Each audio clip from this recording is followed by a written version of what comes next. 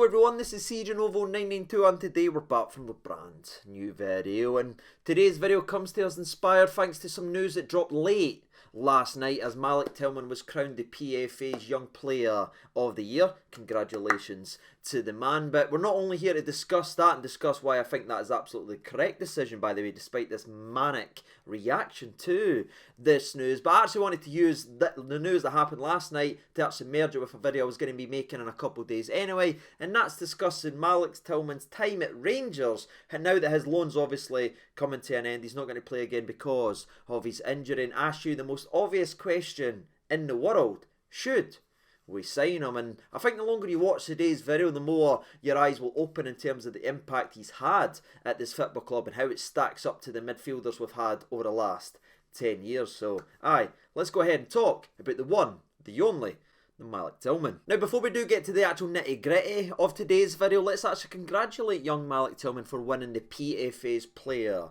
of the Year. It's not corruption, it's not them trying to help Rangers, it's no this people or this company just trying to push Rangers up to distract them from having a bad season. None of that, people. That's absolute moon howling nonsense, because the PFA award is handed out and voted from the players to the players. You know what I mean? And I think the players that's actually gone out there on the park and been combative and battling and actually playing against the likes of Malik Tillman probably know a little bit more than the ones who sit and watch him from afar, if you get my actual drift. And I've seen some people say they're trying to say this, they distract for Rangers having a bad season. That's mental, people, you know what I mean? Because this is an individual award. You know what I mean? This is an individual award to appreciate an accomplishment made from a young player in this league. I think as a team, it's quite obvious we've been pished this season. It has been a complete and utter failure. As a collective, we haven't been good enough, but not every single individual part of that collective has been pish, and that's shown in the fact that young Malik Tillman has went ahead and won this award. Both of them can coexist. We've been pish as a team, but for a couple of bright stars, and he was obviously one, and that's why he's been voted and handed this award. It's nothing more than that. He's a talented player, and again, the longer you watch today's video, you'll see all that. And I'm seeing the false outrage, and I'm seeing everyone going off their mind and screaming and moaning and greeting and saying, oh, it makes the whole awards irrelevant and all that, it's embarrassing, blah blah blah. Can we maybe start with the fact that there was a Hearts boy this season who scored a goal from his back kitchen, no winning goal of the year? Can we maybe start there, then work our way up to a young kid in his first professional season getting averaging a goal or assist 1 every 2 games throughout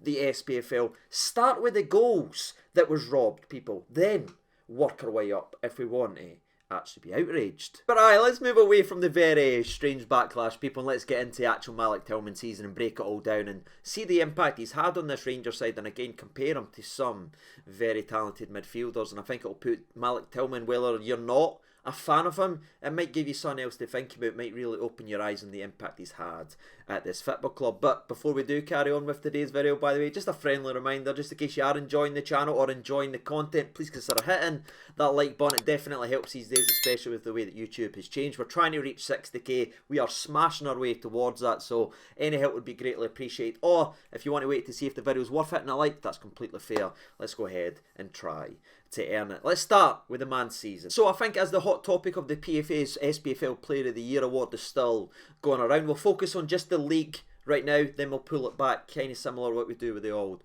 football and CV. So as we mentioned earlier on in the video, through the SPFL campaign in his first season at Rangers, he averaged a goal or an assist 1 out of every 2 games he played, meaning he had 14 goal contributions in the 28 games that he played. That in itself, people, should be enough for everyone to say, you know what, he is deserving of the Young Player of the Year, because no one comes close to that output. But I feel like we're going to naturally branch away from just the SPFL comparisons, because I want to pull it back in-house and compare him to some very talented players from the Rangers end, and maybe show you the impact that he's had that you probably aren't to give him the respect in that Malik Tillman deserves. Because Joe Aribo, I think we can all agree, is a very, very good player. We all love him right here on the channel. Gave us so many great memories, so many great goals, very technical, very, very creative. Well, during Joe Aribo's entire Rangers career, he has only managed to match what Malik Tillman done in his first season once,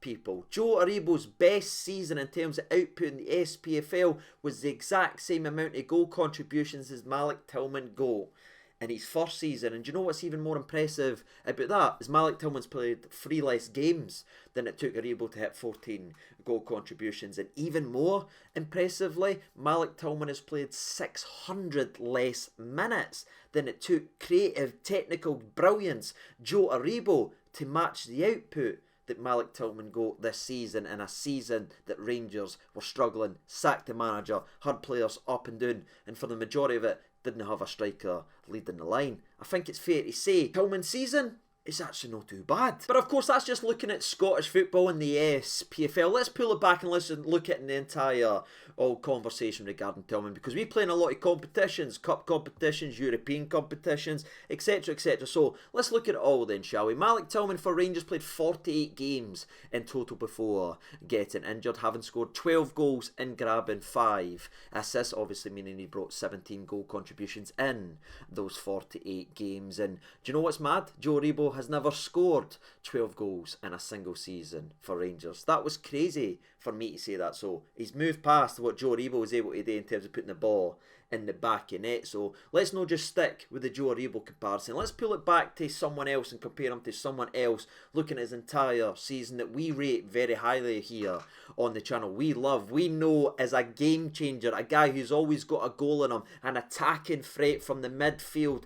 Give you a couple seconds to guess who that's going to be in the comment section below. 1, 2, 3. That is, of course, Scotty Arfield. Let's look at Malik Tillman's season compared to someone who is known for being an attacking threat. And I'm not just picking Scotty because he is an attacking threat and he is a good comparison to put to Tillman. The real reason I should say I'm picking Scotty Arfield is because he is the only Rangers midfielder in the top flight of Scottish football over the last decade to have scored the exact same amount of goals as Tillman, because no one in the Rangers midfield has scored more goals than Tillman. There is only one Rangers midfielder who scored the exact same amount as Tillman, and it was Scott Arfield all the way back in the 18-19 season, where he scored 12 goals in all competitions. Now, I'm just going to let that sit in the air for a few seconds, because I almost didn't believe it as it comes out my mouth, and I've double checked it, treble checked it, quadruple checked it, people. I always thought Arfield scored more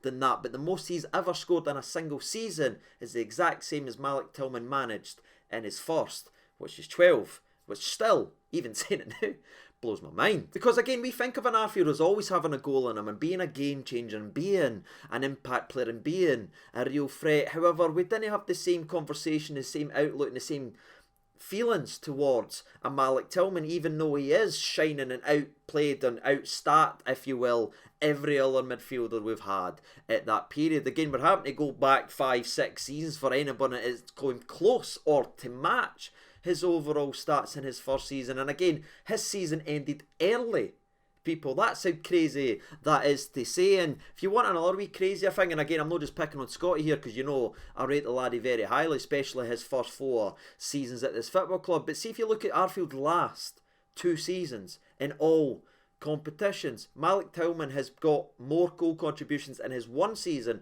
than Arfield has in his last 2 combined. Arfield's played 90 games in that period. Tillman has 48. So damn impressive, and it's genuinely so eye-opening, and I think it does give you a different perspective of what Tillman actually is, because yes, he can frustrate, but when you look at his output and the fact that he's been able to change games more than some of our favourites, or it's needing to go back to their best ever season, we need to remind ourselves it's his first at 20 years old. So I think he deserves a little bit more respect. But let's obviously address the elephant in the room before we go any further then, shall we? Because the Celtic conversation is obviously going to come up. It's always going to come up. Did he do enough in these games? Me, being a Tillman fan, he never had the magical moment that I would have hoped and prayed that he did, ladies and gentlemen. But again, I'm not going to sit here and pretend that everyone that we absolutely love has started their career off smashing it versus Celtic. And I certainly won't sit here and allow this lad to get absolutely slandered for his performances versus Celtic with boys that's got Morelos profile pictures. I'm not accepting any of that, ladies and gentlemen. I think if you look at Tillman's time versus Celtic, he's been injured a couple of times. I mean, he was out of position under Gio. We just got battered. They mauled us in that game. Nobody could have actually came out there and performed. I've got no excuses for that one. They were just much better us with Giovanni's horrendous tactics. I thought he'd done alright in the 2-2 game versus January. Obviously had that chance at the end, but Carter Vickers makes a fantastic block. Ifs and maybes in the game. I thought he was decent in the 2-2. Came back from injury early to try and play in the cup final. Wasn't what we were expecting, and obviously got injured in another one. But it's no catastrophic, you know what I mean? It's no, oh my god, he was absolutely terrible. There were still moments or periods in the games when you thought, right, he could be son. He just maybe wasn't quite his own magical self all of the time. But we're going to, again, sit and pretend that everyone we all sing and cheer for has started fantastically versus Celtic. Or it would just be very, very unfair. Again, I'm not using today's video to try and say he is the answer to all of our prayers and he will stop Celtic, because he never done it this season. But what I'm trying to show in today's video is he's not the answer to everything, but I think he could be a part of the solution of what we're trying to do, and that's bring good, talented attacking players that can create and make things happen if we want to be a successful team, not just for one season but over the next couple. And that's what we're trying to look at in today's video. I want to actually kind of talk about his first season as well, because I think it puts it in a more a perspective, because this hasn't been a title winning season. This hasn't been a phenomenal season where we've had a consistent amount of players. This has been a mess of a season, and I think this makes Tillman look even better than he actually does, having already put that out there, because this is a guy, again, I've probably said it a couple of times, too many times for your all liking, but he's playing his first full season of professional football. He's 20 years old, new team, new league. Again, the SPFL is what it is, but some good players can't chalk it up here or can't make it up here because of the physicality. So he's came to this league right here, and everything's been a mess regarding Rangers this year. I mean, we've sacked a manager who was playing him out of position for the large majority of this season, subbing him off here, bringing him on here. If you look at his minutes played and everything like that, it's shocking. They were near the standard that other players have been able to put over the last couple years. So then the new manager comes in, people, then he has to adjust to that role change and what he's been asked of, and change his game, because yes, I'm not going to bury my head in the sand and say he was always so imposing in terms of going back the way and intercepting and winning the ball. No, that was something I thought you really kicked into gear, especially when Beale came in and asked more and demanded more for the young man. But again, I'm not going to sit here and break down the stats and statistics, because I'm sure everyone's head's absolutely spinning because I just keep throwing numbers at everyone. But trust me, I'll go there if you want me to. The stats are there regarding his hustle, winning back, tackles per game. He is there or thereabout in terms of the top on every single chart you can ask for in a midfielder this season. Yet because his nonchalant attitude, maybe his body language at certain points, people will call him lazy, even though every stat that's out there will tell you that he's not, and he's led us in several categories, tackles per games, etc, etc, and over the last couple months. So aye, the kid's on an exceptional season, especially when you put into the circumstance of what he's been flung into. Managerial changes, drastic changes here, players injured every single week. This isn't a guy that's had consistent game time with a consistent group like Aribo did under Gerrard, when we seem to pick the same 11 every week or anything like that. No, it's been mismatch changes here. There's been midfielders playing at centre back. He's been playing at right wing. He's been playing central. He's been playing a wee bit deeper. He's played pretty much everywhere. And for a creative player who puts balls on plates for striker, imagine if we had a striker who could put the ball into the back of net. People, it could have been even more impressive for his first and possibly only season at Rangers. So aye, that's all I wanted to talk about. That's what I wanted to bring to you, ladies and gentlemen, because I'm seeing a wee bit of spin and maybe an unfair look at Tillman's season, because it obviously ended disappointingly, not only for us as a collective, but regarding him picking up that injury versus Celtic, where you could see the kid was clearly emotional going off the park. But now I just hand you all that.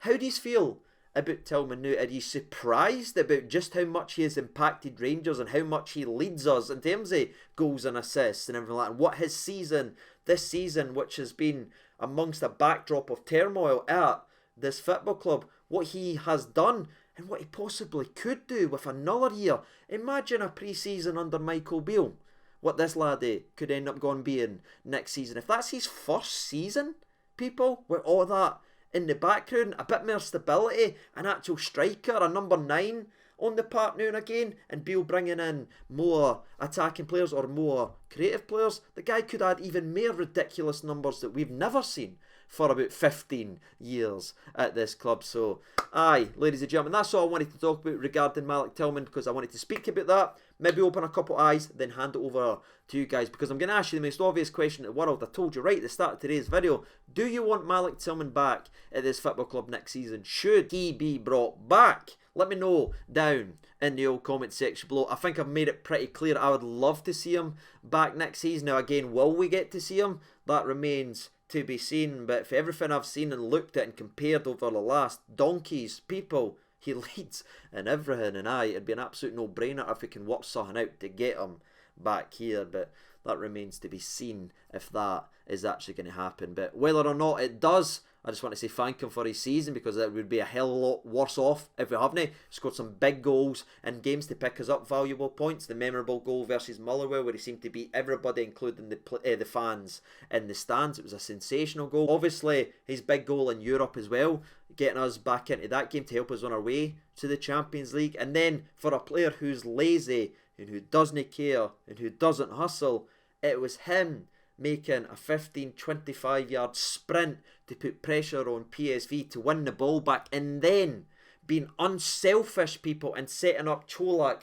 for an easy goal to put us in to the Champions League, which will more than anything pay whatever potential transfer fee that he could actually have. He's already earned the football club more than what he would actually cost because of his work rate, his effort, and again, his unselfish nature. And it's that one, for me, the last one, people, that I feel like if we had more mindsets like that and more calmness in front of goal like that, we'd be winning things, ladies and gentlemen. But we've got a lot of rash people who take some ridiculous decisions, and it's cost us all year. But that's what I wanted to say, ladies and gentlemen. He's earned his money. I think if we can get him in, bring him in. But what about you? Let me know your thoughts and opinions down there in the old comment section below. Until next time, I've been Sage and over 92. Thank you so much for watching, and bye-bye.